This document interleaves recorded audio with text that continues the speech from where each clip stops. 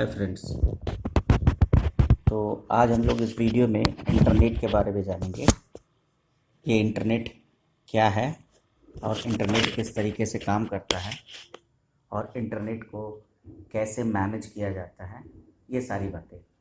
तो सबसे पहले हम लोग शुरुआत करें, इंटरनेट की बात करें तो इंटरनेट बेसिकली है क्या।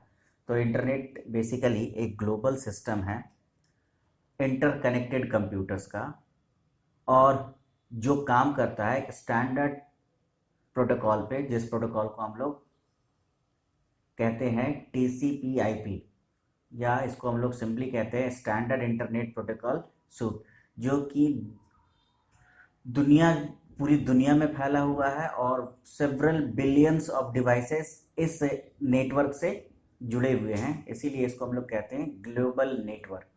इस नेटवर्क को हम लोग नेटवर्क ऑफ नेटवर्क्स भी कहते हैं, और ये एक इंटरनेशनल नेटवर्क है जिसमें कि millions private, public, academic, business, government networks, home computers, mobile phones, mobile networks, wired network, wireless network, electronic networks, optical network, technology, इस तरीके से बहुत सारी चीज़ें, बहुत सारे नेटवर्क्स आपस में कनेक्टेड है। और ये जो आपस में कनेक्टेड है नेटवर्क, इन को जब सब मिला दिया जाता है तो एक ग्लोबल नेटवर्क बन जाता है, जिसे हम लोग इंटरनेट कहते हैं।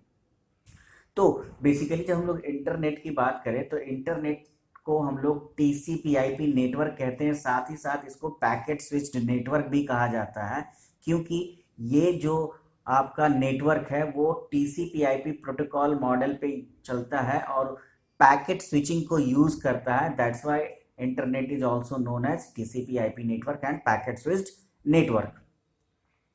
तो जब हम लोग इंटरनेट की बात करते हैं तो इंटरनेट की जो शुरुआत है, इंटरनेट यूनाइटेड स्टेट्स में, अमेरिका में 1970s के आसपास इसका यूज होना शुरू हो गया था, लेकिन ये विजिबल नहीं था, बहुत ज़्यादा ये पॉपुलर नहीं था। पॉपुलर इसलिए नहीं था या विजिबल इसलिए नहीं था क्योंकि इसको केवल रिसर्च इंस्टीट्यूशन, यूनिवर्सिटीज़, कॉलेजेस ही केवल इस्तेमाल कर पा रही थी, या कुछ साइंस लेबोरेटरीज थी, या फिर सेवरल रिसर्च इंस्टीट्यूशन थे जो केवल इस नेटवर्क को यूज़ करते थे, और जनरल पब्लिक को इसके बारे में कुछ पता नहीं था। जनरल पब्लिक को 1990 के दशक के बाद से इंटरनेट की जानकारी हुई। जब ये इसका कॉमर्शियलाइजेशन होना शुरू हुआ, तब लोग धीरे धीरे धीरे इंटरनेट के बारे में जानना शुरू किए। इवन इंडिया में इंटरनेट की शुरुआत, इंडिया में जो इंटरनेट पहली बार आया वो 1995 में आया था। वहीं पे जो इंटरनेट की शुरुआत, ऑफिशियल शुरुआत है, जो TCP/IP की ऑफिशियल शुरुआत है, वहां से इंटरनेट की ऑफिशियल शुरुआत होती है। और आज के डेट में लगभग 4.5 बिलियन लोग इंटरनेट से जुड़े हुए हैं, जो कि पूरी दुनिया की आधी आबादी है। और ये हर दिन एक्सपोनेंशियली क्या कर रही है, ग्रो कर रही है। हर दिन नए यूजर्स जुड़ रहे हैं, हर दिन एक नया टेरिटरी जुड़ रहा है, और इस तरीके से इंटरनेट पूरी दुनिया में फैल चुका है और हर लोग इंटरनेट से जुड़ रहे हैं। दुनिया के लगभग सारे देश में इंटरनेट की कनेक्टिविटी आज के डेट में अवेलेबल है। अब लेकिन जब हम लोग इंटरनेट की बात करते हैं तो इंटरनेट की हिस्ट्री की भी बात करेंगे, और मोस्टली जो TCP/IP की हिस्ट्री है वही इंटरनेट की हिस्ट्री है। तो वो जो TCP/IP की हिस्ट्री की हम बात करते हैं तो शुरुआत होती है कोल्ड वार से, जो सेकेंड वर्ल्ड वार के बाद रशिया और USA, दो दुनिया के सुपर पावर इमर्ज हुए, और दोनों के बीच में पावर के लिए काफ़ी ज़्यादा कंपटीशन हुआ। और ये जो पावर था वो power in the form of technology, the weapons, economy, इसके लिहाज से एक दूसरे से ये दोनों कॉम्पीट कर रहे थे। दोनों में हर कोई एक दूसरे से आगे निकलना चाह रहा था।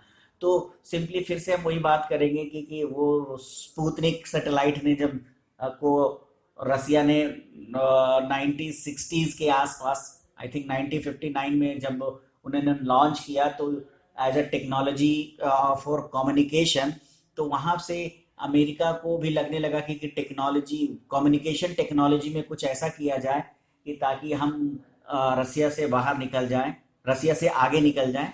तो बेसिकली यहाँ पे बात ये थी कि किसी न किसी तरीके से टेक्नोलॉजी का एडवांसमेंट किया जाए और कम्युनिकेशन को और ज़्यादा आसान बनाया जाए, उसको रियल टाइम बेसिस पे किया जाए।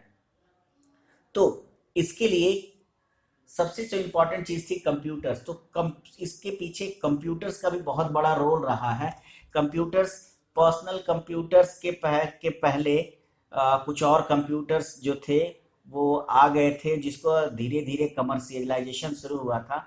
लेकिन जो पहले टेक्निक थी वो थी सेंट्रलाइज कंप्यूटिंग की। जितने भी रिसर्च सेंटर होते थे या रिसर्च एंड डेवलपमेंट सेंटर होते थे, वहाँ पे प्रोसेसिंग होती थी, वो सेंट्रलाइज प्रोसेसिंग होती थी। डेटा स्टोरेज सेंट्रलाइज स्टोरेज होता था।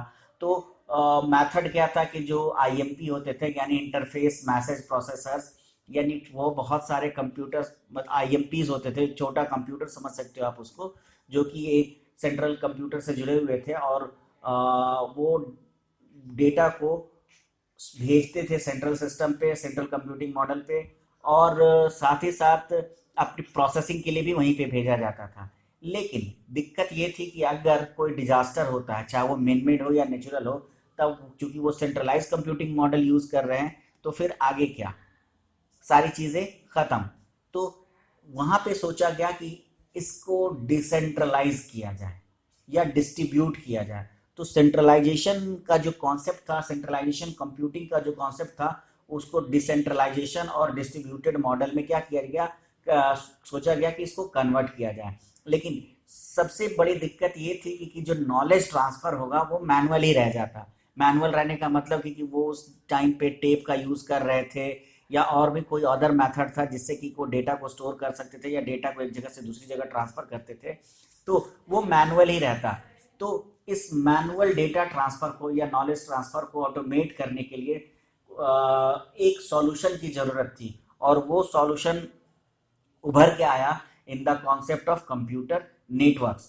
लेकिन जब कंप्यूटर नेटवर्क्स की बात करते हैं तो कंप्यूटर नेटवर्क्स में केवल हार्डवेयर नहीं होते हैं, वो कंप्यूटर नेटवर्क्स आखिर किस तरीके से चलेगा, वो कैसे काम करेगा, डेटा कैसे एक जगह से दूसरे जगह जाएगा, इन सारी चीज़ों के लिए कुछ प्रोटोकॉल्स की ज़रूरत थी। तो वहाँ पे टीसीपी/आईपी को डेवलप किया गया, और फिर ये धीरे धीरे हार्डवेयर और सॉफ्टवेयर में क्या होता गया, एडवांसमेंट होता गया, और एक ग्लोबल नेटवर्क उभर के आया जिसको हम लोग कहते हैं इंटरनेट। अब इसकी बात थोड़ा करें तो इंटरनेट के इवॉल्व होने का दो सबसे बड़ा कारण था। पहला वो था cold war, and the second thing is personal computer revolution. कहते हैं कि डिजास्टर हमेशा बुरा नहीं होता, वो हमेशा कुछ एक नई चीज भी लेके आता है। तो कोल्ड वॉर जो था after world war two, cold war ने दुनिया को जो एक नई चीज दी वो थी इंटरनेट। तो वो जो कोल्ड वॉर के दरमियान में टेक्नोलॉजिकल एडवांसमेंट का जो एजेंडा चल रहा था यूएस में, तो यूएस मिलिट्री ने क्या किया कि एक प्रोजेक्ट को फंड करना शुरू किया, जो प्रोजेक्ट था आरपानेट, जिसके बारे में हम लोग टीसीपी/आईपी में डिस्कस कर चुके हैं। तो वो आरपानेट को ही धीरे धीरे और बेहतर बनाया गया, और वो डारपानेट बना, जिसको डीओडी मॉडल कहते हैं। बाद में वो टीसीपी/आईपी बना, और उस टीसीपी/आईपी को ही यूज करके जो कंप्लीट नेटवर्क था यूएस मिलिट्री का, उसमें टीसीपी/आईपी इंप्लीमेंट किया गया, और वो लोग इस्तेमाल कर रहे थे नेटवर्क को। लेकिन ये नेटवर्क ग्लोबल तब बनता है जब केवल और केवल यूएस मिलिट्री का ही नेटवर्क नहीं, बाकी सारे नेटवर्क्स भी, क्योंकि केवल उस टाइम पे यूएस मिलिट्री ही नेटवर्क डेवलप नहीं कर रहा था, दुनिया की बहुत सारे देश, जैसे फ्रांस था, यूके था यानी इंग्लैंड था, इवन यूएस में ही बहुत सारे यूनिवर्सिटीज अपना नेटवर्क डेवलप कर रहे थे, कुछ कंपनीज अपना नेटवर्क डेवलप कर रहे थे। तो यहाँ पे क्या किया गया, धीरे धीरे सारे नेटवर्क्स को जोड़ा गया है और एक कंबाइंड नेटवर्क बनाया गया, सबको एक अम्ब्रेला के नीचे लाया गया, और वो अम्ब्रेला था टीसीपी/आईपी। जैसे था एनएफएस नेटवर्क, जैसे था सिक्लाडेज नेटवर्क, जैसे था नेशनल फिजिकल लेबोरेटरी का नेटवर्क, जैसे एनएफएस नेट था। तो इस तरह के बहुत सारे नेटवर्क्स थे, अलग अलग नेटवर्क्स थे, सबको जोड़ा गया, और जोड़ने के बाद टीसीपी/आईपी को इंप्लीमेंट करके एक ग्लोबल नेटवर्क बनाया गया जिसका नाम दिया गया इंटरनेट।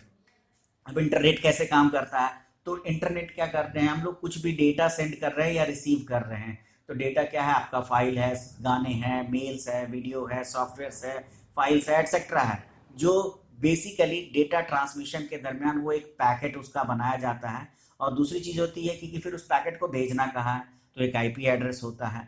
और अब वो आईपी एड्रेस हमें तो पता है भेजना कहाँ है, लेकिन वो जाएगा कैसे, तो उसके लिए ट्रांसमिशन चैनल्स होते हैं, जिसके बारे में हम लोग डिस्कस कर चुके हैं प्रीवियस वीडियोस में। नेटवर्क के कि केबल है, ऑप्टिकल फाइबर है, वायरलेस मीडियम है, बहुत सारे मीडियम है जिसपे कि क्या होगा, वो ट्रैवल करेगा। लेकिन ये जो ट्रैवल हो रहा है और कहाँ पहुंचना है और पैकेट्स किस तरीके से जाएगा, इन सारी चीजों को मॉनिटर कौन करेगा और डिलीवरी की गारंटी कौन प्रोवाइड करेगा, यानी कोई रूल मेकर होगा, कोई ऑब्जर्वर होगा, कोई मॉनिटर होगा जो ये सारी चीजें करेगा, तो वो था नेटवर्क प्रोटोकॉल, और वो टीसीपी/आईपी यही काम करता है। अब एक सबसे इंपॉर्टेंट बात है कि लोग सोचते हैं कि क्या आखिर इंटरनेट जो चल रहा है, तो इंटरनेट आखिर चल कैसे रहा है, इंटरनेट के पीछे कौन है। तो इंटरनेट के पीछे सबसे पहले इंटरनेट एक नॉन प्रॉफिटेबल ऑर्गेनाइजेशन है, ठीक है। ये प्रॉफिट कमाने के लिए नहीं बनाई गई है, ये लोगों को फ्री सर्विस प्रोवाइड करने के लिए बनाई गई है। तो इसका एडमिनिस्ट्रेशन कैसे होता है, कौन इसको देखता है, कौन इसको चलाता है, तो इंटरनेट सोसाइटी नाम की एक संस्था है जो कि इसके सारे एडमिनिस्ट्रेटिव टास्क को हैंडल करती है। तो वो उसने भी बहुत सारे ग्रुप्स बनाए हैं जो कि इन सारे टास्क को हैंडल करती है। जैसे एक सबसे पहला ग्रुप है जिसका नाम है IETF, इसका नाम आपने सुना भी होगा कई बार, इंटरनेट इंजीनियरिंग टास्क फोर्स। और इसका बेसिकली काम होता है जो हार्डवेयर और सॉफ्टवेयर सपोर्ट्स होते हैं वहाँ पे जो उसको मेंटेनेंस होती है, कुछ नई चीज़ें जोड़नी है, कुछ पुरानी चीज़ें हटानी है, इस तरह की जितने भी चीज़ें होती है, आर्किटेक्चरल डिज़ाइन में चेंज करना, ये सारी टेक्निकल टर्मिनोलॉजीज को handle internet engineering task force करता है, जो कि एक इंडिपेंडेंट बॉडी है अंडर इंटरनेट सोसाइटी, और ये भी एक नॉन प्रॉफिटेबल ऑर्गेनाइजेशन है। वहीं पे आप सोचते हो कि ये जो नाम आप परचेज करते हो कि आईपी एड्रेस की बात करते हैं या नेम की बात करते हैं, तो आईपी एड्रेस कौन बेचता है, कहाँ से खरीदना होगा हमें, तो internet corporation for assigned names and numbers ये सारा डील वो करती है। डोमेन नेम कैसे परचेज होगा, डोमेन नेम .com कौन है, .edu क्या है, .mil कौन देगा, कौन एडमिनिस्ट्रेट करता है, तो ये सारा चीज़, या फिर एक नया डोमेन आपको TLD यानी टॉप लेवल डोमेन इंट्रोड्यूस करना है, तो किससे परमिशन लेनी होगी, कैसे हम इंटरनेट से जुड़ेंगे, तो उसके लिए आप यहाँ ICANN से आपको कांटेक्ट करना होगा। इवन इसके अंडर वर्ल्ड को 5 रीजन में डिवाइड किया गया है, और वो 5 रीजन डिफरेंट रीजन है। जैसे एशिया पैसिफिक रीजन है, हमारा इंडिया एशिया पैसिफिक रीजन में आता है, अमेरिकन रीजन्स है, फिर आपका मिडिल ईस्ट का एक रीजन है, अफ्रीकन रीजन है। तो इस तरह के 5 रीजन में वर्ल्ड को डिवाइड किया गया है, जहाँ पे जैसे डोमेन नेम और जो आईपी एड्रेस को असाइनिंग के लिए किया जाता है। इसके अलावा और भी बहुत सारे ऑर्गेनाइजेशन हैं जो कि सपोर्ट करते हैं इंटरनेट सोसाइटी को, इंटरनेट को सुचारू रूप से चलाने के लिए। उनमें इंटरनेट आर्किटेक्चर बोर्ड है, इंटरनेट इंजीनियरिंग स्टीयरिंग ग्रुप है, इंटरनेट रिसर्च टास्क फोर्स है, इंटरनेट रिसर्च स्टीयरिंग ग्रुप है। तो इस तरह से जो ऑर्गेनाइजेशन है, ये सब मिल के इंटरनेट को क्या कर रहे हैं, चला रहे हैं, ठीक है। तो इस वीडियो में इतना ही, थैंक यू।